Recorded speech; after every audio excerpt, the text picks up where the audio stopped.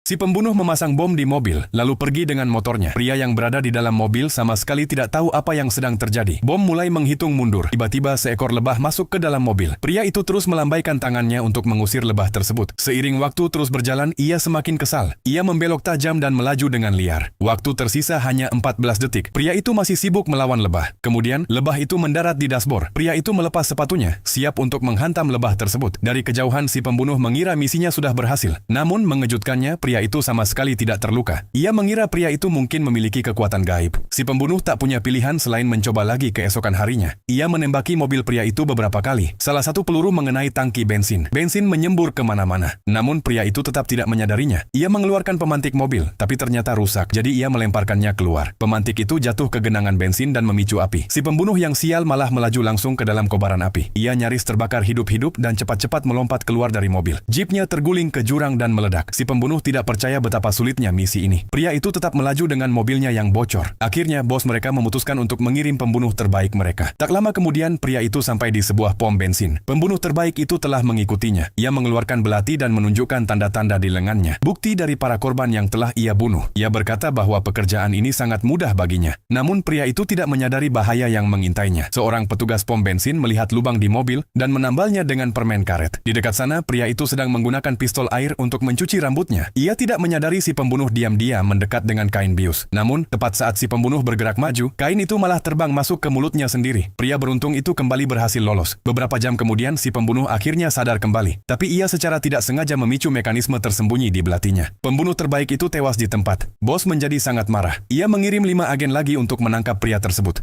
Ia bahkan menempatkan para penjaga untuk mengawasinya. Namun tiba-tiba pria itu meledak dengan kekuatan luar biasa. Ia memutuskan tali dan melompat keluar dari jendela. Ia mengikat salah satu penjaga. Seorang penjaga lain muncul. Pria itu mengangkat tangan untuk menyerah. Tetapi tanpa sengaja, ia malah menjatuhkan penjaga kedua juga. Ia lolos lagi, murni karena keberuntungan. Akhirnya, sang bos kehilangan kesabaran. Ia memutuskan untuk turun tangan sendiri. Ia menyelinap masuk ke rumah pria itu dan menunggu. Saat pria itu pulang, bos tiba-tiba muncul dari balik pintu. Kali ini, sepertinya tidak ada jalan keluar. Pria itu benar-benar bingung. Tapi tepat saat itu, yakin kamu bisa menebak apa yang terjadi selanjutnya?